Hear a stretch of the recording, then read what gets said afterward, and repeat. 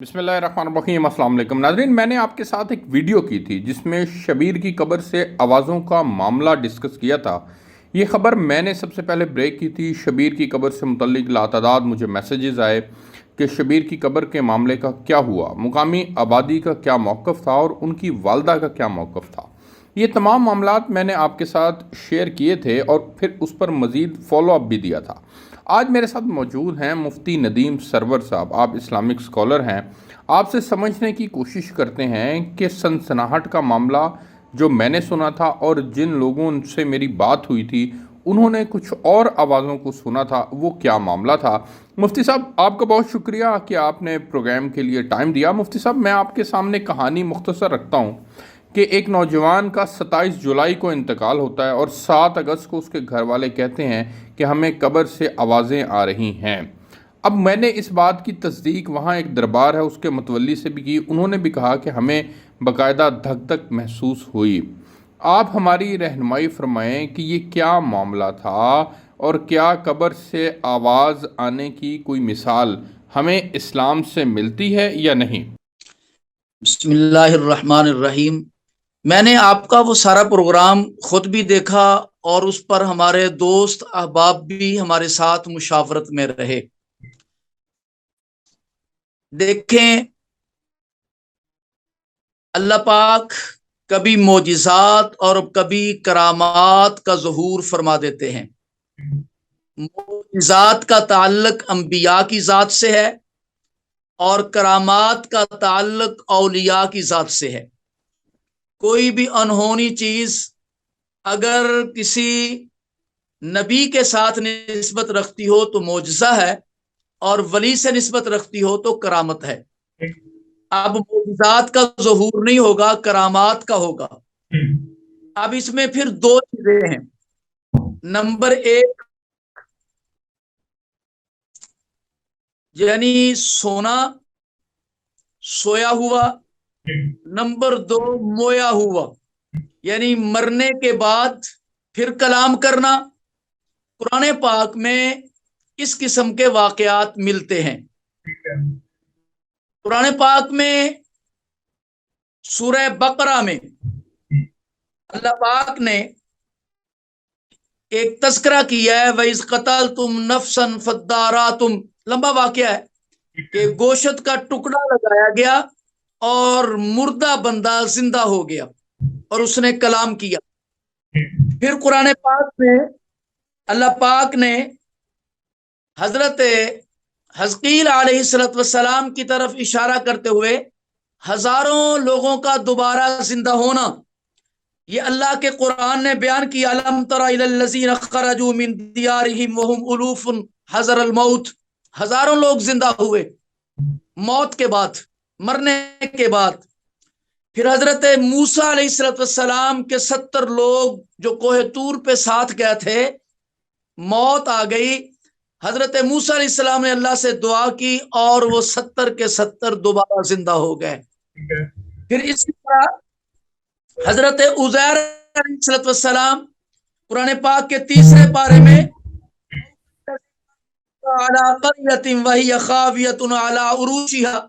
कुरान करीम की आयत इस बात पे शाहिद है कि अल्लाह ने उन्हें जिंदा किया। तो इसमें दो चीजें हैं। नंबर एक मोजिजात, नंबर दो करामात। खुद हदीस मुबारक में, बल्कि तिरमिजी शरीफ की हदीस है कि रसूलुल्लाह सल्लल्लाहु अलैहि वसल्लम एक सफर से वापस तशरीफ ला रहे थे। एक जगह खैमा लगाया। सहाबा कहते हैं कि हमें इल्म नहीं था, जमीन हमवार थी, तो अंदर से कुरान पढ़ने की आवाज आई। जब यह मसला सरकार दो आलम सल्लल्लाहु अलैहि वसल्लम के सामने पेश किया गया तो आप अलैहिस्सलाम ने फरमाया कि हाँ, यहां फलां सहाबी दफन है और वो सूरह मुल्क की तिलावत किया करता था, उसकी आवाज आज आप लोग सुन रहे हैं।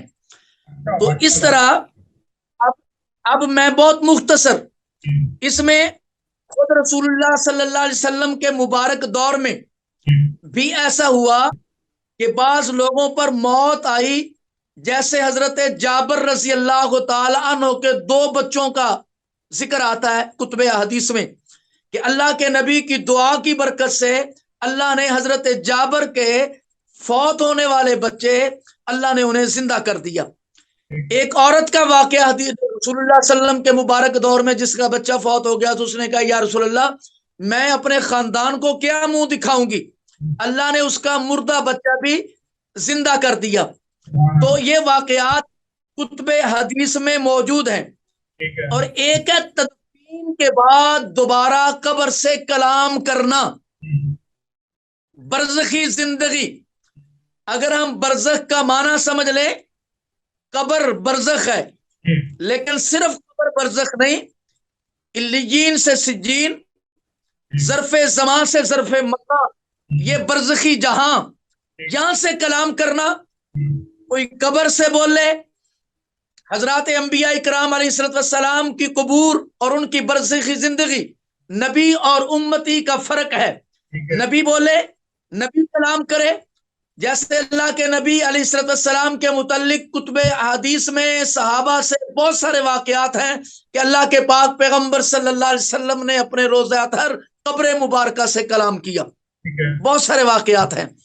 لیکن امتی کے حوالے سے عرض کر دوں کہ اگر امتی قبر کے اندر سے کلام کرے تو یہ کرامت ہے، نبی کلام کرے تو نبی کا معجزہ ہے۔ مفتی صاحب، جس طرح سے اہل محلہ بھی یہ بات کر رہے تھے اور وہاں پہ ان کی والدہ بھی یہ بات کر رہی تھی کہ ہمیں قبر سے آوازیں آ رہی ہیں، تو جیسے اسلام سے آپ ریفرنس بھی دے رہے ہیں، تو کیا ایسے موقع کے اوپر اہل محلہ کی فرمائش پر یا اہل محلہ کی خواہش کے اوپر حکام کو جو ہے وہ قبر کشائی کے احکامات فوری طور پر جاری کر دینے چاہیے تھے یا نہیں؟ میں اسی کی طرف آتا ہوں صرف ایک دو منٹ کے بعد۔ تو قبر کے اندر کلام کا کرنا، اس کا انکار نہیں ہے بطور کرامت۔ اگر اللہ پاک کسی کو توفیق دے، کئی قبور اولیاء کی ایسی ہیں کہ ان سے خوشبو کا آنا، وجود کا زندہ سلامت آنا، یہ سارے واقعات موجود ہیں۔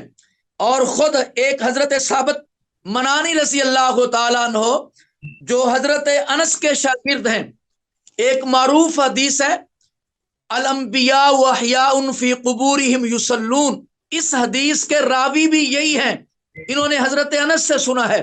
ان کے متعلق محدثین کہتے ہیں کہ یہ اپنی قبر میں زندہ کلام اور نماز پڑھتے تھے، تو یہ کرامت تھی۔ لیکن جس واقعے کے لیے میں اور آپ آج ڈسکس کر رہے ہیں، اس واقعے میں میں نے وہ ساری ویڈیو دیکھی ہے، ہم نے حالات لیے ہیں۔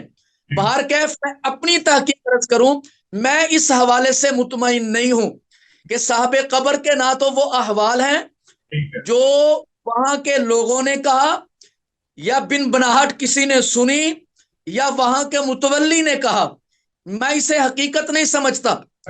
اس بات کا انکار نہیں کہ کرامات کے طور پر اگر کوئی صاحب قبر کلام کرے تو یہ اللہ کی طرف سے یہ انعام ہوتا ہے اور اس کے واقعات ملتے ہیں۔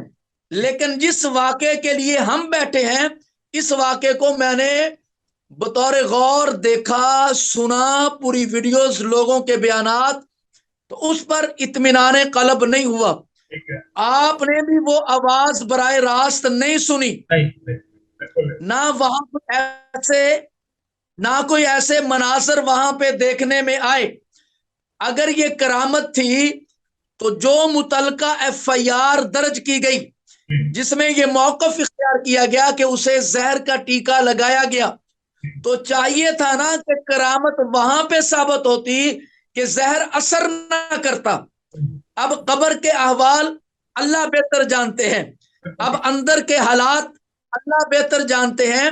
اس میں ایک بات عرض کر دوں، کسی بندے کا عمل سے خالی ہونا یا عمل کا کمزور ہونا یہ اللہ کے ہاں معیار نہیں ہے۔ اگر اس کا عقیدہ درست تھا، اللہ کی ذات پہ کامل یقین، رسول اللہ صلی اللہ علیہ وسلم کی نبوت اور ختم نبوت پہ کامل ایمان، اللہ کے قرآن، نبی کی جماعت سے محبت، اس کا ایمان سلامت تھا، تو کوئی بعید نہیں، اللہ پاک اپنے کرم کے ساتھ اگر یہ فضل فرما دے تو کوئی بعید نہیں۔ تو اس حوالے سے مفتی صاحب، جس طرح سے یہ کہا جا رہا ہے کہ یہ اللہ کا کوئی راز تھا، تو کیا ہمیں شرعی طور پر اس راز کو راز ہی رہنے دینا چاہیے تھا، یا کہ پھر مطالبے کی بنیاد کے اوپر قبر کشائی کر دینی چاہیے تھی؟ میری رائے کے مطابق چونکہ اس کا جنازہ ہوا، سینکڑوں لوگوں نے اس کا جنازہ پڑھا، اس کی موت کی تصدیق ہو گئی، اب اس کی قبر کشائی کی ضرورت نہیں تھی اور یہ معاملہ اللہ کے سپرد کر دینا چاہیے۔ اسی لاہور میں ہمارے بہت سارے ایسے بزرگ ہیں، مولانا احمد علی لاہوری رحمۃ اللہ علیہ، اور اسی طرح غازی علم الدین شہید رحمۃ اللہ علیہ، مولانا محمد موسیٰ خان الباسی رحمۃ اللہ علیہ، اور بہت سارے ایسے اکابرین، مولانا علی شیر شہید رحمۃ اللہ علیہ اور دیگر اکابرین، ان کی قبور سے خوشبوؤں کے جھونکوں کا آنا، قبر کے کھلنے پر بعض احباب کے کفنوں کا زندہ مل جانا، یہ ایسے واقعات ہیں، اس بنیاد پر انہیں قبروں سے نکالا نہیں جا سکتا، ان کی قبر کشائی نہیں کی جا سکتی۔ ابھی یہ آپ نے بے شمار مثالیں دی جو کہ ماضی بعید کی تھی، ماضی قریب کی مثال پرائیویٹ کے حاجی عبدالوہاب صاحب کی قبر سے خوشبو کا آنا بھی ہے۔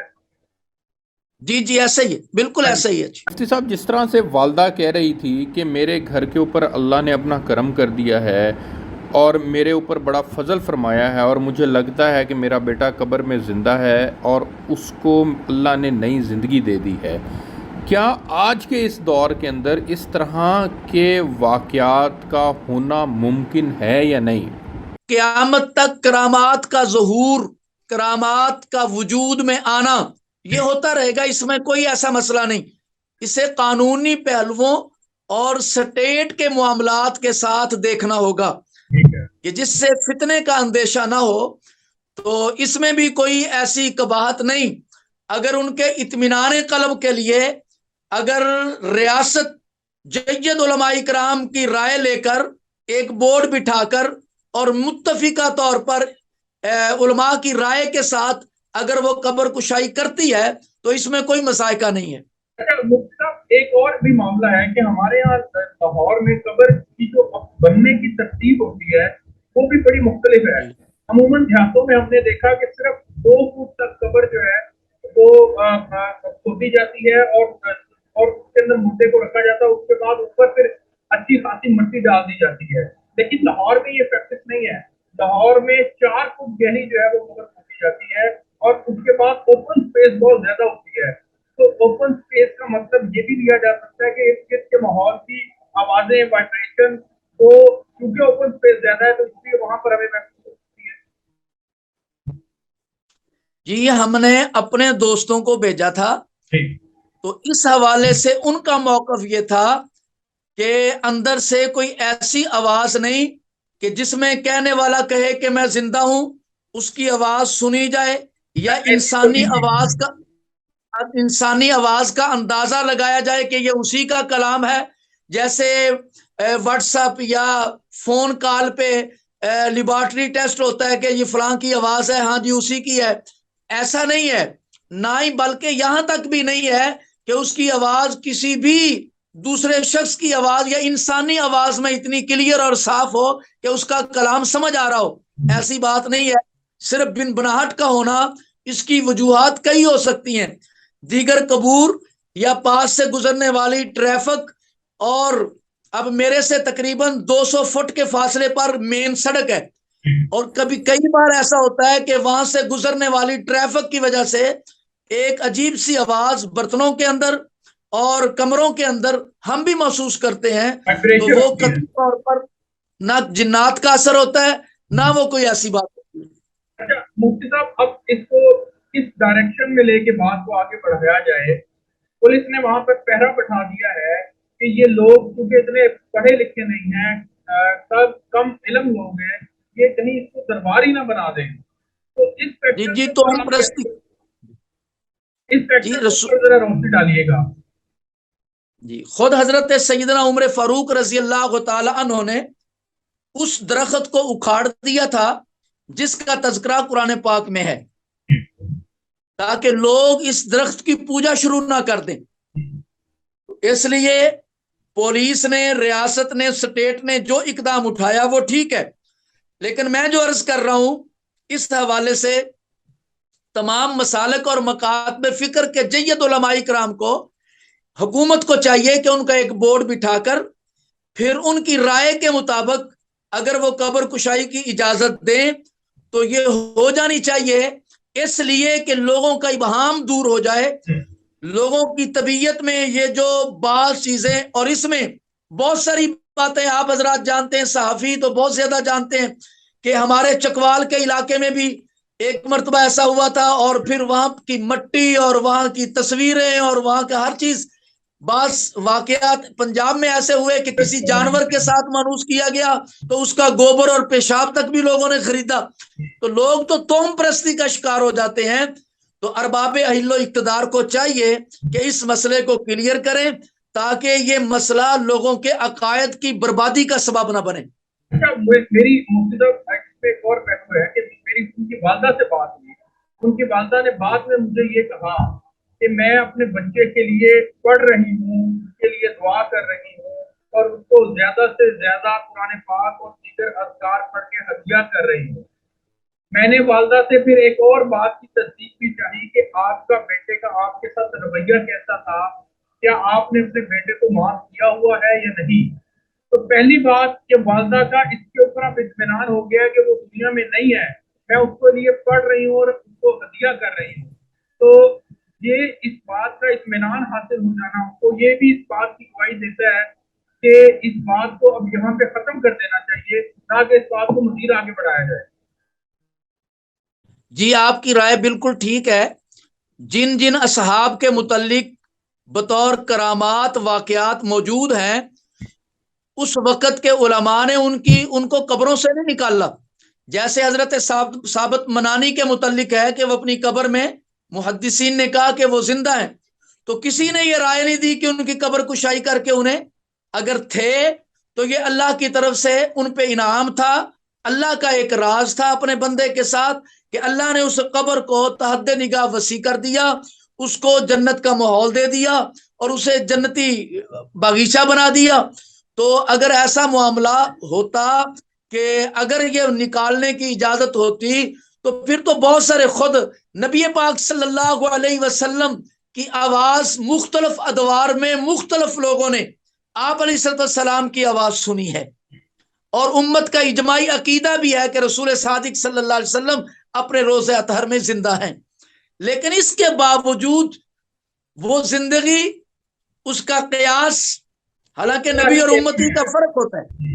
اچھا مفتی صاحب، کیا پھر اس قبر کے معاملے کو لے کر کے آپ روشنی ڈالیے گا، کیا جس آدمی کا کفن سلامت نکل آئے یا جس کا جسم سلامت نکل آئے یا جس کی قبر سے خوشبو آئے، کیا ہم یہ سمجھیں کہ یہی لوگ، انہی کی مغفرت ہوئی ہے، یہی لوگ نیک تھے، انہی کو درجات ملے ہیں، اور جن کے متعلق یہ معاملہ نہ ہو تو اس کے متعلق کیا کوئی ہمیں کچھ اور سوچنا چاہیے؟ یہ بہت اہم سوال ہے. جن لوگوں کی قبور سے اللہ پاک خوشبو کو جاری فرما دیں، ان کا وجود سلامت نکل آئے، ان کا کفن سلامت نکل آئے، یہ بہت مبارک چیز ہے، اعزاز بھی ہے، اعجاز بھی ہے. لیکن جس بندے کا وجود سلامت نہ نکلے، ہڈیاں سڑ گئی ہوں، جسم وجود اس کا گل گیا ہو، ایک ذرہ برابر بھی اس کے متعلق شائبہ نہیں ہونا چاہیے کہ یہ بندہ اللہ کی گرفت میں ہے یا یہ گناہ گار ہے. یہ معیار نہیں ہے اللہ کے ہاں، یہ معیار نہیں ہے اللہ کے ہاں بخشش اور مغفرت کا. تو مفتی صاحب پھر یہ اویئرنیس بھی ہمیں لوگوں کو دینی ہے کہ یہ معیار نہیں ہے. اگر کوئی ایسا معاملہ قبر کا ہو جاتا ہے تو یہ قبر کے اللہ کے راز ہے، نہیں بہتر جانتا ہے، انسان کو نہیں اختیار کہ وہ اس کے اوپر کو کمنٹ کرے. آپ کی بات بالکل صحیح ہے. یہ جو احباب ممبر ہیں، خطبہ، علماء، ممبر رسول پہ بیٹھنے والے، یہ ان کی بھی ذمہ داری ہے، اور آپ حضرات کی بھی ذمہ داری ہے کہ جن کے ہاتھ میں میڈیا ہے کہ وہ پبلک کو، عوام کو اس حوالے سے انہیں اس بات سے آگاہ کریں کہ یہ معیار نہیں ہے. کسی بندے کا جنتی ہونا اور کسی کا گناہگار ہونا ہمارے پاس کوئی پیمانہ نہیں. ہاں جو کلمہ گو مسلمان دنیا سے چلا گیا کبھی یوں ہوتا ہے کہ اللہ پاک اس کا معاملہ دنیا میں ختم فرما دیتے ہیں اور کبھی اللہ اپنے کرم کے ساتھ قبر میں ختم فرما دیتے ہیں.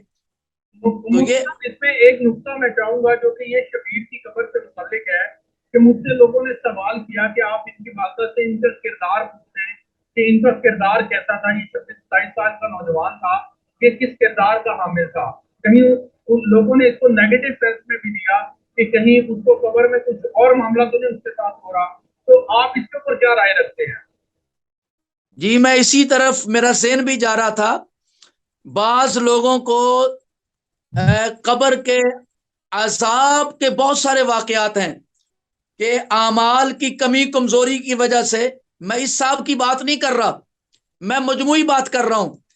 بعض قبور سے آوازوں کا آنا, چیخوں کا آنا, حیوانی اور جانوروں کی آوازوں کا آنا, یہ بہت سارے ایسے واقعات مشاہدے کے اندر آئے ہیں, خود میرے مشاہدے کے اندر آئے ہیں.